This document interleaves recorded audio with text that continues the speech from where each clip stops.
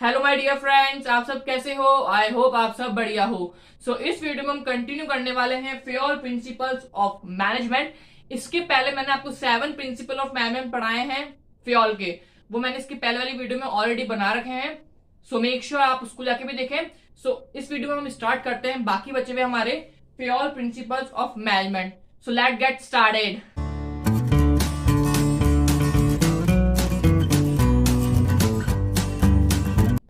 Okay my dear friends, देखो, इसके अंदर हम पढ़ने वाले हैं Fayol principle of management second part. Okay, इसके पहले वाली वीडियो मैंने ऑलरेडी बना रखी है, मेक श्योर आप उसको जाके देखें एक बार। ओके माय डियर फ्रेंड्स, हम पढ़ने वाले हैं फ्योर प्रिंसिपल ऑफ मैनेजमेंट। हमारा नेक्स्ट प्रिंसिपल है प्रिंसिपल ऑफ स्केलर चेन। क्या है? Principle of scalar chain. अब देखो, ये प्रिंसिपल थोड़ा इंपॉर्टेंट है, ठीक है। अब देखो, ये प्रिंसिपल है क्या। इस प्रिंसिपल के तहत मैं आपको डायग्राम से समझाने की कोशिश करता हूं। फॉर एग्जाम्पल, आप देखिए डायग्राम है। ओके, ये बना देता हूं, ठीक है। मान लीजिए ये ए है, ये बी है, ये सी है, ये डी है, ठीक है। ये ई है, ये एफ है, ये जी है, ठीक है। आई होप आपके डायग्राम समझ में आ रहा होगा। अब मैं आपको समझने की कोशिश करता हूँ। देखो, प्रिंसिपल ऑफ स्केलर चेन क्या कहता है कि मान लो ये है टॉप लेवल मैनेजमेंट, बाकी इस साइड टॉप है ना। सबसे सबसे लोएस्ट ये वाला है, फिर उससे ऊपर ये, ठीक है, फिर इसके ऊपर ये और फिर इसके ऊपर ये सबसे टॉप वाला है, ठीक है। अब ये सबसे लोएस्ट है और ये सबसे टॉप है, और ये उसी सीरीज में है कि सबसे लोएस्ट ये, फिर उससे लोएस्ट, फिर उससे टॉप पे ये, फिर उससे टॉप पे ये, सबसे टॉप पे ये, ठीक है। ये सबसे लोअर है, लो, ठीक है। अब देखो, अगर फॉर एग्जाम्पल डी है, अब डी को अगर कोई बात एफ को देनी है, ठीक है, कोई डी है और डी को अगर कोई बात एफ को देनी है, तो क्या होगा? कैसे चलेगा? पहले डी सी को जाएगा, सी डी को जाएगा, बी ए को जाएगा, ए ई को जाएगा और ई फिर एफ को जाएगा, ठीक है। बट स्केलर चेन थोड़ी डिफरेंट है। स्केलर चेन कहती है कि अगर डी को कोई बात एफ को बतानी है, वो डायरेक्ट भी बता सकता है। जरूरी नहीं है कि वो पहले इनको बताए, इनको बताए, इनको बताए, उसके बाद इनको बताए। वो क्यों? बिकॉज ये कब अप्लाई होगा? ये अप्लाई होगा in the situation of emergency, ठीक है। फॉर एग्जाम्पल, अगर आपको इमरजेंसी है, नॉर्मल वे में तो आप उसको फॉलो करो, बट अगर आपको कोई इमरजेंसी, आपको कोई ऐसी बात है जो आपको जल्द से जल्द अपने टॉप लेवल को बतानी है, ठीक है, उसके अंदर आप बिना किसी को होता है डायरेक्ट उस टॉप लेवल वाले बंदे से बात कर सकते हो, ठीक है। मैं आपको फिर समझाने की कोशिश करता हूँ। फॉर एग्जाम्पल, अगर डी है और डी को अगर एफ को बतानी पड़ेगी, तो पहले वो बी को जाएगा, सी को जाएगा, ए को जाएगा, ई को जाएगा, फिर एफ को जाएगा। ये होगा, पहले इसको जाएगा, इसको फिर इसको जाएगा। लेकिन फ्योर प्रिंसिपल ऑफ मैनेजमेंट ये कहता है कि अगर कोई इमरजेंसी है, कोई ऐसी सिचुएशन है जो आपको टॉप लेवल को बतानी पड़ेगी जल्द से जल्द, उसमें कोई टाइम नहीं लगना चाहिए, कोई बहुत ही इमरजेंसी वाली अगर बात आ जाती है, तो उस केस का तो जरूरी नहीं है कि डी पहले सी को होता है, फिर सी बी को होता है, बी को होता है, डी डायरेक्ट एफ को बता सकता है in the situation of emergency. और इसको हम क्या कहते हैं? ये बहुत ही इंपॉर्टेंट टर्म है, इसे हम कहते हैं गैंग प्लान। क्या कहते हैं? गैंग,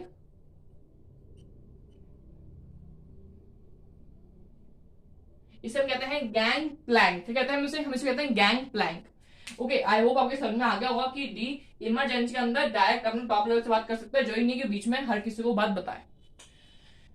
अब बात करते हैं प्रिंसिपल ऑफ ऑर्डर। अब प्रिंसिपल ऑफ ऑर्डर क्या है? प्रिंसिपल ऑफ ऑर्डर जो है, यहाँ पे इसका मतलब ये नहीं कि ऑर्डर देना।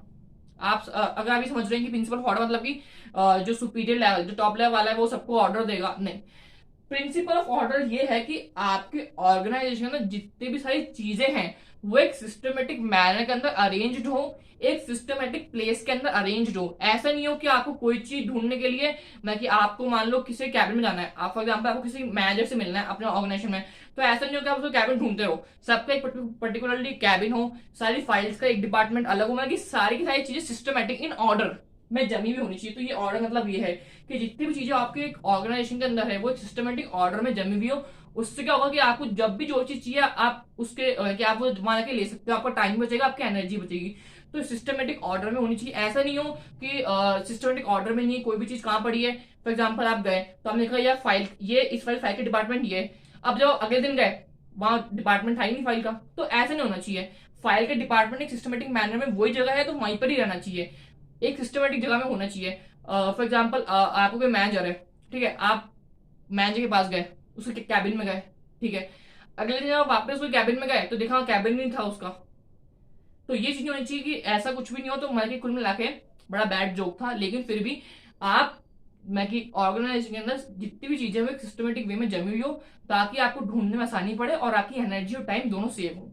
ऑर्डर का मतलब ये है कि प्लेस इन ऑर्डर, सारी चीजें प्लेस के ऑर्डर के अंदर जमी हुई हो, ओके, सिस्टमेटिक मैनर में। अब हम बात करते हैं प्रिंसिपल ऑफ इक्विटी।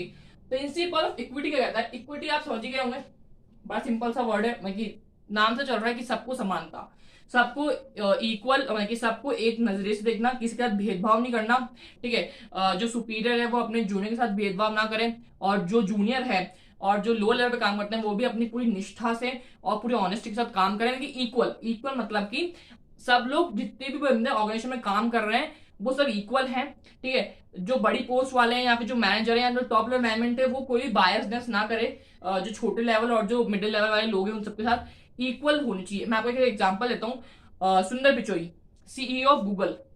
अब हालांकि जो गूगल है वो कि जो वहां पे एक इंडियन मैन काम कर रहा है, वहां का जो सीईओ है वो एक इंडिया वाला है, लेकिन इक्वल, भाई इक्वल होनी चाहिए। कि ऐसा नहीं हो कि आप किसी में भेदभाव करो, तो वो इक्वल, मतलब कि वो एक एग्जांपल इक्वल का, कि वहां पे उसको बिल्कुल वैसे समानता मिल रही है, वैसे पोजीशन मिल रही है जो बाकी लोगों को मिल रही है, ओके।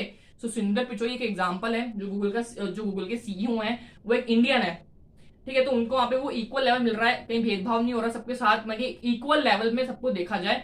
वही है कि इक्विटी मतलब कि प्रिंसिपल ऑफ इक्विटी, कि सबको आपको एक समान जैसा रिस्पेक्ट देनी है, ठीक है। वो सारी चीजें हैं इसके अंदर। मैं बात करता हूँ यहाँ पे stability of tenure. Stability of tenure हम ऑलरेडी डिस्कस करके आए हैं, आप मेरी पिछले वीडियो में जाके देखिए।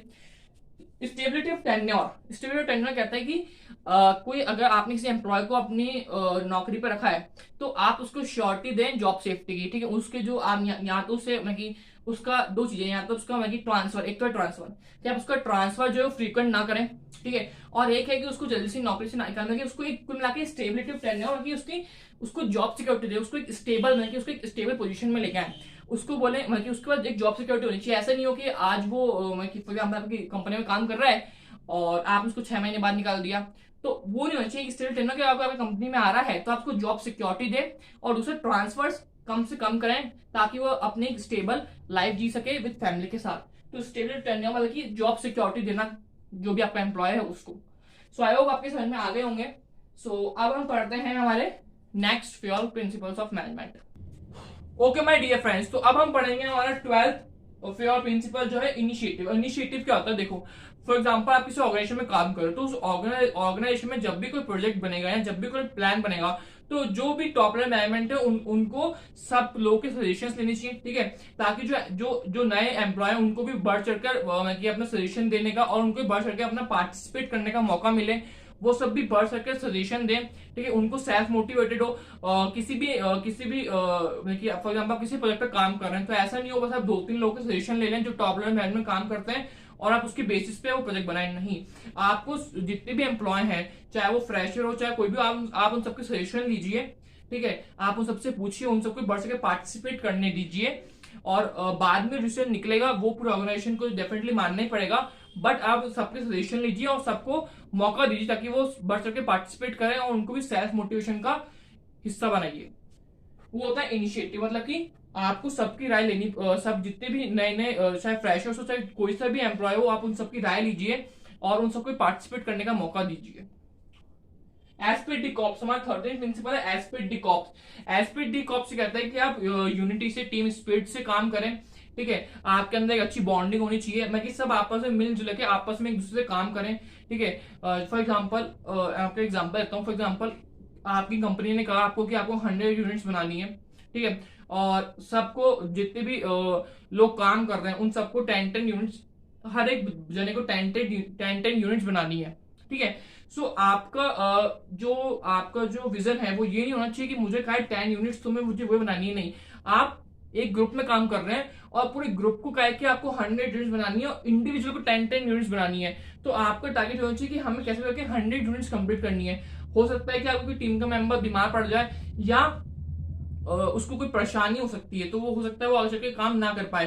तो आपका विजन में कि एक टीम स्पिरिट में काम करना है, एक आपको यूनिटी से काम करना है, वो है esprit de corps. Centralisation decentralisation, centralisation decentralisation ये कहता है कि सेंट्रलाइजेशन की पहले बात करें, सेंट्रलाइजेशन क्या होता है। सो सेंट्रलाइजेशन होता है कि सारी पावर सेंटर के हाथों में, ठीक है। और डिसेंट्रलाइजेशन होती है कि सारे जितनी पावर है वो सारी अलग अलग डिपार्टमेंट्स के बीच में इक्वली बटी हुई हो। ठीक है, तो फ्योली कहता है कि जो कंपनी होती है ना उसको पूरा सेंट्रलाइज होना चाहिए, ना पूरी पावर सेंटर के पास होनी चाहिए और ना पूरी पावर अलग अलग डिपार्टमेंट के पास होनी चाहिए। वो डिपेंड करता है कि आपका ऑर्गेनाइजेशन कैसा है, उससे आपको पावर को डिवाइड करना है। हो सकता है कि अगर आपकी ऑर्गेनाइजेशन छोटी हो, ज्यादा बड़ी ऑर्गेनाइजेशन नहीं हो, तो हो सकता है कि आप सेंट्रलाइजेशन का फॉर्मूला अपना सकते हैं। ठीक है, बट अगर आपकी बड़ी है, ऑर्गेनाइजेशन बड़ी है, तो आपको हो सकता है कि आपको डिसेंट्रलाइजेशन करना पड़े। ठीक है, या हो सकता है कि अगर जो आपके कंपनी में जो लोग काम कर रहे हैं वो सिस्टमेटिक वे में काम कर रहे हैं, वो पूरी ईमानदारी से काम कर रहे हैं, तो हो सकता है कि आप सिर्फ और सिर्फ डिसेंट्रलाइजेशन कर सकते हैं। बट अगर लगता है कि यार लोग फेयर व्यू से काम नहीं कर रहे हैं, लोग ढंग से काम नहीं कर रहे हैं, एम्प्लॉय ढंग से काम नहीं कर रहे, तो आप फिर सेंट्रलाइजेशन लगा सकते हैं। तो डिपेंड करेगा कि आपकी सिचुएशन, आपका नेचर कैसा है ऑर्गेनाइजेशन का। ओके, सो ये थे आप कुछ 14 fair principles of management. Okay, I hope friends you like this video, so please subscribe, share and don't forget to press the bell icon for the latest notification. So please subscribe the channel. Thank you and have a nice day.